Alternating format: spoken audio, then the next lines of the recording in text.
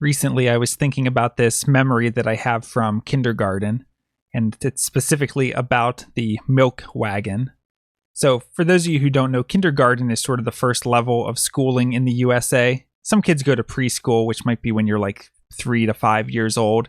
Kindergarten is usually when you're around 6 years old, and it goes kindergarten, first grade, second grade, third grade, fourth grade. That was my elementary school.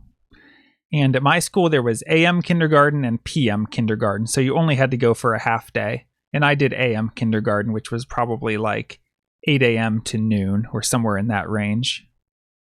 And every day we had a milk break where we would just got these little cartons of milk and just got to drink them.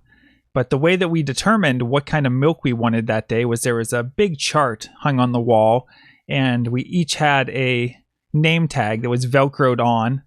And what we would do is we would take that Velcro and Velcro it under which kind of milk we wanted. So regular milk, chocolate milk, or strawberry milk, I think were the three options. And every day the kindergarten teacher would choose 2 students to go down to the cafeteria and get the milk. And the way we did that was we had this wagon that one student would ride in and the other one would pull it. So going down, it was empty, of course. One person would ride, the other would pull the wagon, and then on the way back, you'd have someone ride in it with all of the milk cartons that they got, and the other person pulling.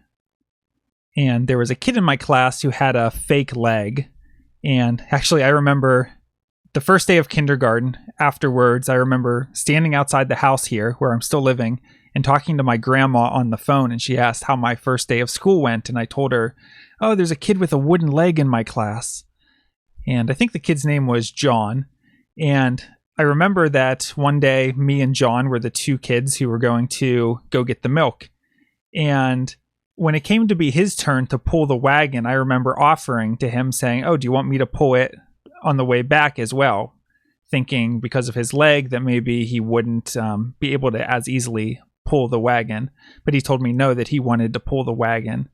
And I think that was a little bit of a lesson that we can all apply, because here we have someone who has somewhat of a disability, and so we might think that we're being polite by offering to take some of the burden away from them. But I think from his perspective, he just wanted to be normal. He wanted to fit in. He didn't want other people to treat him like he was special or different. He wanted to prove that even though he had a fake leg, that he was still able to do the same things as everyone else, and that he didn't need any kind of special assistance.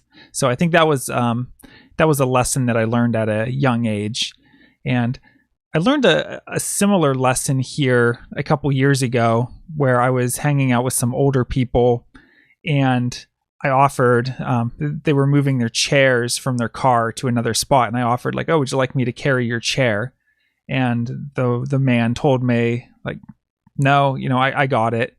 And basically taught me a lesson that, especially as you're getting older and you're not able to do as much, there's a certain dignity in still being able to do things that someone else doing it for you, they may think they're being polite and helping you, but actually you want to maintain that dignity and independence of being able to carry your own chair, for example.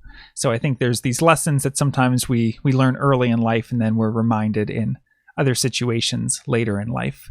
So anyway, that's the story of being in kindergarten and the story of the milk wagon. For more videos about American culture and English listening practice, please like and subscribe. This is David B. Thanks for watching.